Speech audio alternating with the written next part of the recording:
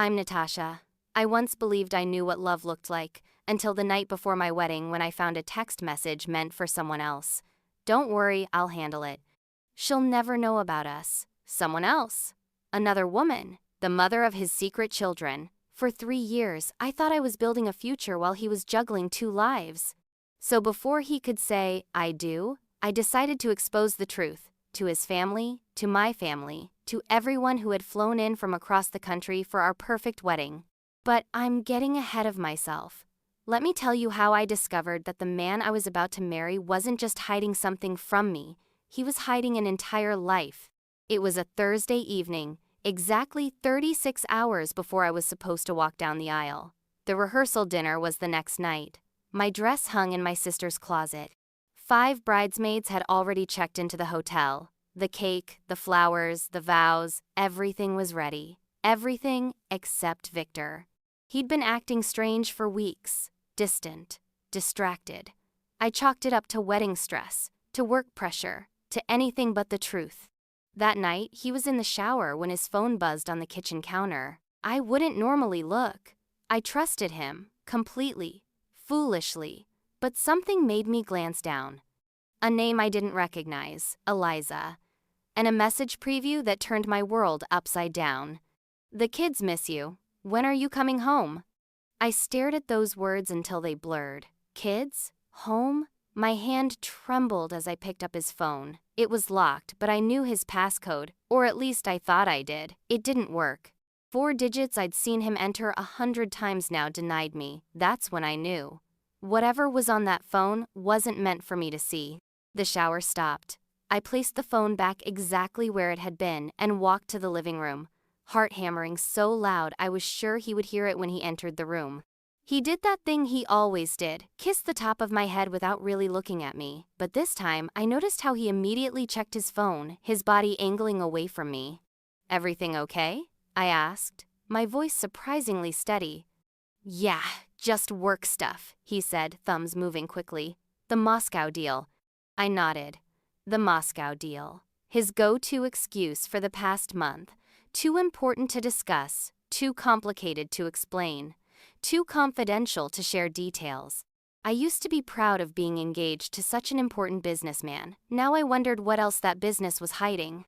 I might need to head to the office for a bit, he said, already grabbing his keys. Last-minute contract issues.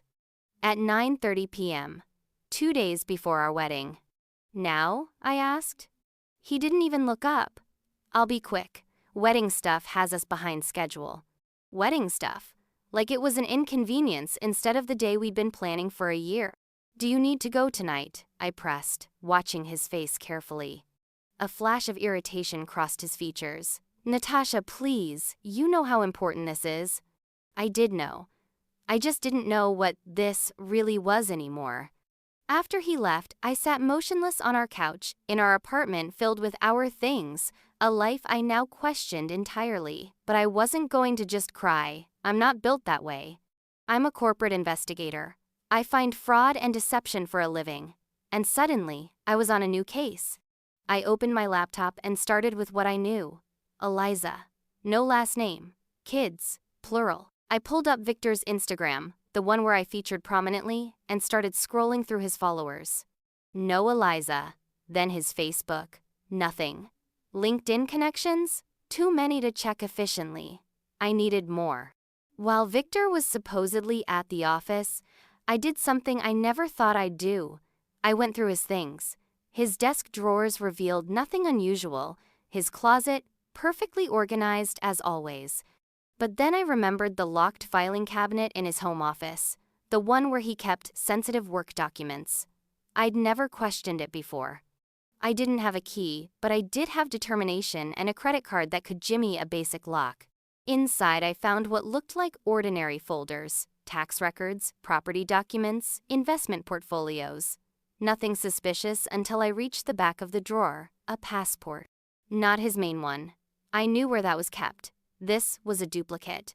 Same photo, same birth date, but a different last name. Viktor Antonov, not Viktor Petrov.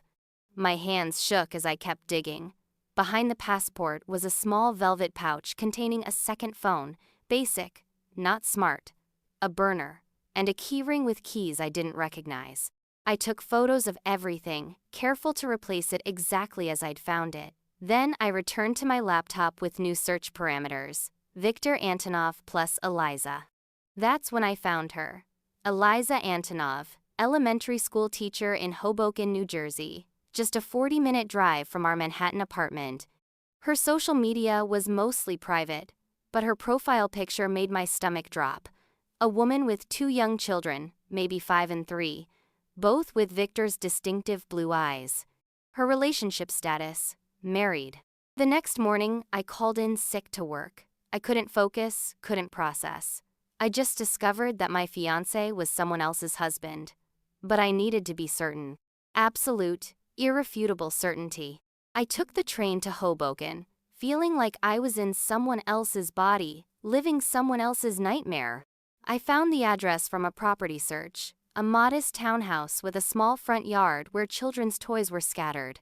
I waited in a cafe across the street, my investigator's instincts taking over while my heart splintered. At 3:15, she appeared, pretty, probably my age, looking tired but content. She greeted 2 children at the school bus stop. They each carried handmade art projects, chattering excitedly. A normal family. A real family. Viktor's other family. I followed at a distance as they walked home. Then I watched as a familiar car pulled up around 6 p.m. Viktor stepped out, wearing clothes I'd never seen, carrying grocery bags. The children ran to him screaming, "Daddy!" He scooped them up, one in each arm, kissed their faces, then kissed Eliza on the lips. Comfortable, familiar, loving. I took videos, photos, documented everything like it was just another case. Except this evidence wasn't for a client, it was for me, and I already knew what I was going to do with it. When I returned home, Viktor was frantic, calling repeatedly. I'd been gone all day without explanation. The concerned fiancé act might have touched me before. Now, it just made me sick. "Where have you been?" he demanded when I finally answered. "I've been worried sick." "Work emergency," I replied, mimicking his frequent excuse. Something came up that couldn't wait. The day before our rehearsal dinner? The audacity almost made me laugh. "It couldn't be helped, you understand, right? Like your Moscow deal?" A pause. "Right, of course." He came home later with flowers and apologies about being tense. He suggested we go out, just the 2 of us, before the wedding chaos fully descended. I accepted with a smile that felt foreign on my face. We went to our favorite restaurant, and he held my hand across the table, telling me how excited he was to start our lives together. I looked into his eyes that had gazed at another woman, at his children, and realized this man was not nervous about our wedding. He was completely calm, because he'd done this before. "Do you love me?" I asked suddenly. He looked startled, then smiled. "Of course I do. Why would you ask that?" "Just wedding jitters, I guess." He squeezed my hand. "Tomorrow at this time, we'll be at our rehearsal dinner, surrounded by everyone who loves us. And the day after, you'll be Mrs. Petrov." Mrs. Petrov, not Mrs. Antonov. That was already taken. That night, I didn't sleep. I finalized my plan, made necessary arrangements, and prepared the files I would need. By morning, I knew exactly what I was going to do. The rehearsal dinner was at an upscale restaurant with a private room. Everyone was there. My parents, my sister, his supposed family from Russia. Were they even really his family? Our friends, our wedding party. Champagne flowed. Toasts were made. Viktor kept his arm around me, the picture of a devoted husband-to-be. During dessert, he excused himself to take a call. The Moscow deal finally closing, he whispered to me with a wink. The moment he left, I signaled to the waitstaff. They distributed envelopes to each guest, as planned. "A little pre-wedding gift," I announced, raising my glass. "Please don't open until Viktor returns. It's for both of us to share with you." Curious murmurs filled the room. My sister caught my eye, sensing something was wrong. I gave her a small nod. She'd been the only one I'd told, just enough so she could help me handle the aftermath. When Viktor returned, he looked pleased with himself. "Good news," he announced. "Everything's set." I bet it was. "Perfect timing," I said, standing. "I was just telling everyone about our surprise." Confusion flickered across his face. Surprise? Go ahead, everyone, I said to our guests. Open your envelopes. What happened next played out like a scene from a movie. Gasps, stunned silence. Viktor's face draining of color as he realized what they were seeing. Photos of him with Eliza and the children. Copies of the second passport. Property records showing the house in Hoboken under Viktor and Eliza Antonov. Marriage certificate dated 3 years before he'd even met me. Birth certificates for 2 children, both bearing his name. What is this? His mother demanded in her heavy Russian accent. Real or fake? I still don't know. Ask your son, I replied calmly. Ask him about his wife in New Jersey. Ask him about his children. Viktor lunged for the nearest envelope, then looked at me with pure hatred. You had no right. No right? I laughed, a hollow sound. I'm your fiancé, or was supposed to be. He tried to speak, but what could he possibly say? The evidence was literally in everyone's hands. The wedding is off, I announced to the stunned room. I apologize for the inconvenience, especially to those who traveled. There will be a brunch tomorrow at the hotel instead of a ceremony. I hope you'll all still come. Then I did what I'd rehearsed in my mind all day. I took off my engagement ring, the 3-carat diamond he'd claimed was a family heirloom, and placed it on the table. I believe this belongs to your real family, I said quietly, though I doubt it's actually an heirloom. I walked out with my head high, my sister right behind me. Behind us, chaos erupted. His parents shouting, my father's voice rising in anger, friends exclaiming in disbelief. But I didn't look back. There was nothing there for me anymore. The next weeks were a blur of canceled vendors, returned gifts, and explanations to bewildered relatives. The story spread, of course. One of my bridesmaids posted about it. My best friend discovered her fiancé's secret family the night before their wedding, and it went viral. For a while, I was that woman, the one who got publicly humiliated, who didn't see the signs, who nearly married a man who already had a wife. But that's not who I am. Not anymore. 3 months after the wedding that never was, I received a text from an unknown number. I didn't know about you either. Would you be willing to talk, Eliza? We met at a neutral coffee shop, 2 women connected by the same betrayal. She'd left him. Of course she had. She wasn't his first wife, it turned out. She was his second. There had been another before her in Chicago. How did you find out? I asked her. Your video went viral, she said with a sad smile. Someone from my school sent it to me. Isn't this your husband? They asked. I'd been wondering where he was that weekend. He told me he had a business trip. A wedding counts as business, I guess, I said. And somehow we both laughed. A broken, healing sort of sound.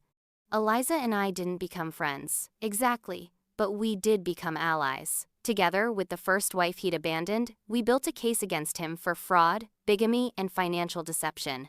He'd been siphoning money from all of us. My savings, Eliza's inheritance, the first wife's business profits. The legal process is ongoing, but he's facing charges in 3 states. Viktor, or whatever his real name is, disappeared after the rehearsal dinner exposure. His family went back to Russia.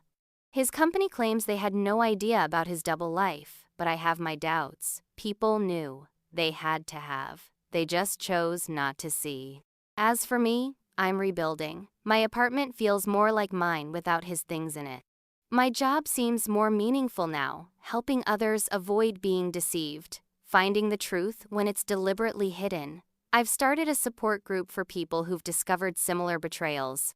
You'd be surprised how many there are. Lives divided into neat compartments, partners kept separate and unaware, elaborate lies maintained for years. Last week, I went back to Hoboken. Not to spy or investigate, just to face the place that had been the setting of my worst discovery.